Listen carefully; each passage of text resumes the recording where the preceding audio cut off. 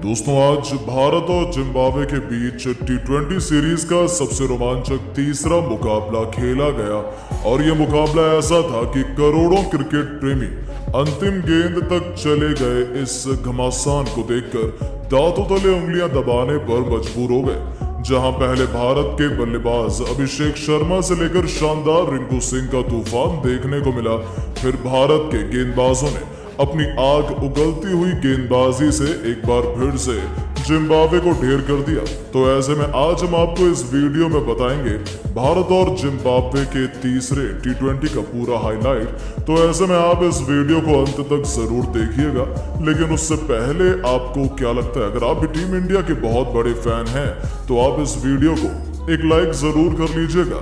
दोस्तों, जैसा कि आप सभी तो जानते हैं कि भारत और जिम्बाब्वे के बीच 5 मैचों की टी20 सीरीज खेली जा रही है, जिसका तीसरा मुकाबला आज हरारे स्पोर्ट्स क्लब स्टेडियम पर शुरू हुआ। जहां इस मैदान पर जिम्बाब्वे टीम के कप्तान सिकंदर रजा ने टॉस जीतकर पहले गेंदबाजी करने का फैसला किया और इंडिया की टीम को पहले बल्लेबाजी करने के लिए आमंत्रित किया, जिसके बाद में भारत की टीम पहले बल्लेबाजी करने के लिए मैदान पर आई। भारतीय टीम के लिए पारी की शुरुआत करने के लिए दोबारा से दो बेस्ट फ्रेंड की ओपनिंग जोड़ी मैदान पर उतरी। कप्तान शुभमन गिल के साथ पिछले मैच के शतक वीर अभिषेक शर्मा की जोड़ी रनों की बरसात करने के लिए आई थी। इन दोनों पर टीम इंडिया को एक बेहतरीन शुरुआत दिलाने की जिम्मेदारी थी, जहां इन दोनों ने शुरू के 2 ओवर तक संभल कर बल्लेबाजी की और सिंगल डबल से पारी को आगे बढ़ाया। हालांकि शुरू में जिम्बाब्वे के गेंदबाजों ने भी कसी हुई गेंदबाजी की, लेकिन 2 ओवर के बाद में इन दोनों ने ही अपने गियर बदल दिए।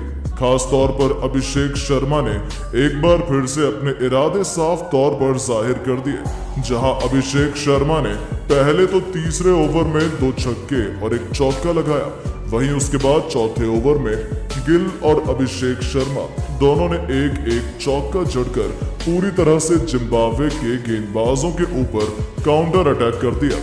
इन दोनों की बल्लेबाजी से पूरी तरह से जिम्बाब्वे दबाव में दिख रही थी। वहीं पावर प्ले के अंतिम ओवर में अभिषेक शर्मा ने एक बार फिर से कप्तान सिकंदर रजा को टारगेट किया और इस ओवर में भी अभिषेक शर्मा ने 2 लगातार छक्के ठोककर अपनी हाफ सेंचुरी पूरी कर ली, वो भी सिर्फ 19 गेंद पर। इस तरह से पावर प्ले के समाप्त होने तक भारत की टीम ने 71 रन बना लिए थे। अब कहीं ना कहीं गिल और अभिषेक ये साझेदारी भारत को एक बड़े स्कोर तक ले जा रही थी, जहां गिल भी आज कमाल की फॉर्म में लग रहे थे। उनका बल्ला आग उगल रहा था। उन्होंने इस दरमियान कुछ बेहतरीन टाइमिंग भरे शॉट लगाए और 9वें ओवर में टीम के स्कोर को 100 रनों के पार पहुंचा दिया। फैंस भी भारत की बल्लेबाजी का भरपूर फायदा उठा रहे थे। इस तरह से 10 ओवर की समाप्ति तक इंडिया ने 108 रन बनाए। कप्तान गिल ने 2 नाकामियों के बाद आखिरकार 28 गेंद पर अपना अर्धशतक पूरा किया और राहत की सांस ली, लेकिन उसके बाद में कुछ ऐसा हुआ जो किसी भी भारतीय ने नहीं सोचा था।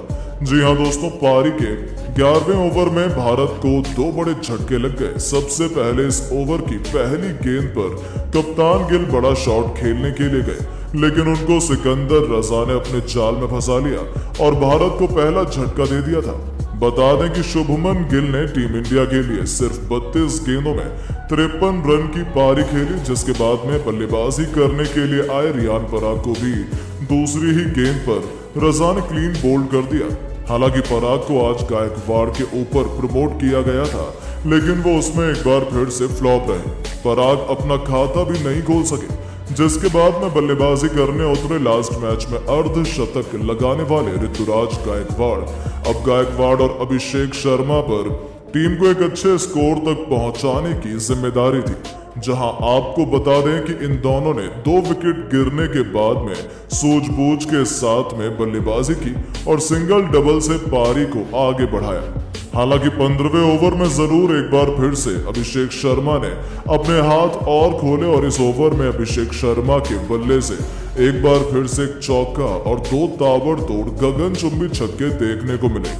अब अभिषेक शर्मा एक बार फिर से अपने शतक की ओर तेजी से बढ़ रहे थे। वहीं 15 ओवर की समाप्ति तक इंडिया का स्कोर भी 154 रन तक पहुंच गया था, लेकिन 16वें ओवर में आखिरकार भारत को बड़ा झटका लग ही गया। इस ओवर में अभिषेक शर्मा बड़ा शॉट खेलने के चक्कर में ब्लेजिंग मुजरबानी का शिकार बन गए।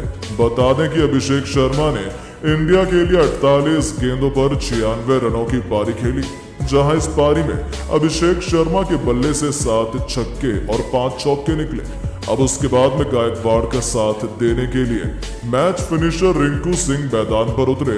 इनको बखूबी पता था कि इनको लास्ट में कैसे बल्लेबाजी करनी है, जहां आपको बता दें कि आते ही रिंकू ने दूसरी गेंद पर एक स्टेडियम पार तूफानी छक्का जड़ दिया और अपना इंटेंट साफ जाहिर कर दिया, जिसके बाद गायकवाड़ ने भी अपने हाथ खोले और 17वें ओवर में गायकवाड़ के बल्ले से 3 टाइमिंग भरे चौके निकले। वहीं रिंकू और गायकवाड़ ने 18वें ओवर में अपनी टीम के स्कोर को भी 200 रन के पार पहुंचा दिया। अब कहीं ना कहीं पूरी तरह से जिम्बाब्वे बैकफुट पर नजर आ रही थी, जिसके बाद अंतिम 2 ओवर में इन दोनों ने जो बल्लेबाजी की वो वाकई में देखने लायक थी। इन दोनों ने अंतिम के 2 ओवर में 50 रन कूद डाले, जहां अंतिम 2 ओवर में रिंकू के बल्ले से लगातार 3 छक्के देखने को मिले, तो वहीं गायकवाड़ ने भी 2 छक्के और 1 चौका लगाया। इस तरह से टीम इंडिया ने पहले बल्लेबाजी करते हुए 20 ओवर में 252 रन बनाए, जहां भारत के लिए रिंकू ने एक बार फिर से फिनिशिंग टच देते हुए 16 गेंदों पर 46 रन बनाए। वहीं गायकवाड़ ने भी 50 रन की पारी खेली।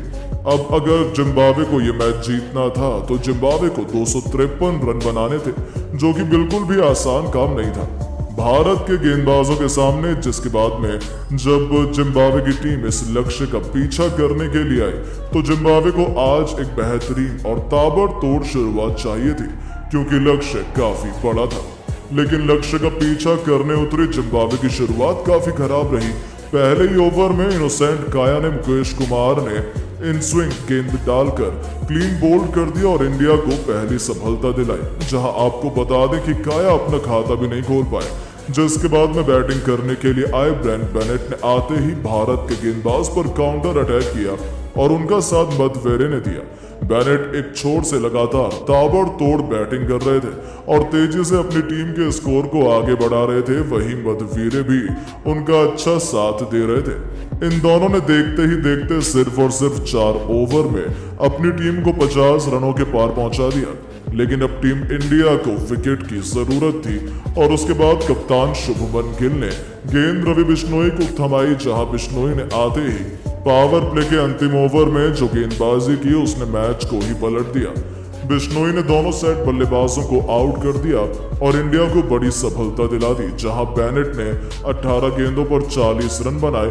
वहीं दूसरी ओर बल्लेबाजी कर रहे मधवेरे ने 8 गेंदों पर सिर्फ 12 रन बनाए। इस तरह से पावर प्ले के अंदर जिम्बाब्वे की टीम ने 62 रन बना लिए, जिसके बाद जरूर डियोन मायर्स और कप्तान रजा ने कुछ अटैकिंग शॉट खेले और भारत के गेंदबाजी लाइनअप पर काउंटर अटैक करने की कोशिश की। खासतौर पर आज रजा काफी ही अटैकिंग बैटिंग कर रहे थे और भारत के हर गेंदबाज के खिलाफ बड़ा शॉट खेल रहे थे। हालांकि इंडिया के पास में काफी रन थे। रजा और मायर्स ने 10 ओवर तक जिम्बाब्वे की टीम को 100 रन के पार भी पहुंचा दिया था। अब इन दोनों को कम से कम 15 से 16 की रन रेट से हर ओवर में रन बनाने थे, जो कि बेहद ही मुश्किल था। जहां 10 ओवर के बाद बड़े शॉट खेलने के चक्कर में जिम्बाब्वे के बल्लेबाज लगातार अंतराल पर भारत के गेंदबाजों के जाल में फंसते चले गए। खासतौर पर रवि बिश्नोई और सुंदर ने जिम्बाब्वे की लगभग पूरी टीम को समेट दिया। जहां आपको बता दें कि पहले तो 13वें ओवर में बिश्नोई ने 2 झटके दिए। जिम्बाब्वे को बिश्नोई ने रजा को 30 रन के निजी स्कोर पर आउट कर दिया और इसी ओवर में मायर्स को भी 13 रन के स्कोर पर LBW कर दिया। जिसके बाद 15वें ओवर में सुंदर ने 2 झटके और जिम्बाब्वे को दे दिए, जहां आपको बता दें कि सुंदर ने कैंपेबल और क्लाइव मडांडे को आउट किया। दोनों ने अपनी टीम के लिए 8-8 रन बनाए। हालांकि उसके बाद में अंतिम ओवर में जरूर जंगवे ने भारत के गेंदबाजों के खिलाफ बड़े बड़े हिट लगाए। लेकिन वो अपनी टीम को सिर्फ 175 रन तक ही पहुंचा सके और भारतीय टीम ने यह मैच बड़ी आसानी से एक तरफा अंदाज में जीत लिया। हालांकि आपको बता दें कि यह सिर्फ एक प्रैक्टिस मैच था, बाकी रियल मैच तीसरा T20 10 तारीख को खेला जाएगा। लेकिन जब इस मुकाबले में ही रोमांच ऐसा था, तब असली मैच में तो सोचिए क्या ही होने वाला है। तो दोस्तों, अब आपको क्या लगता है कि तीसरे T20 मैच में कौन सा भारतीय बल्लेबाज शतक लगा पाएगा? अभिषेक गिल, गायकवाड़ या फिर कोई और? अपनी कीमती राय नीचे कमेंट करके जरूर बताएं और ऐसे ही शानदार खबरों के लिए हमारे इस वीडियो को लाइक और चैनल को सब्सक्राइब करना ना भूलें। धन्यवाद।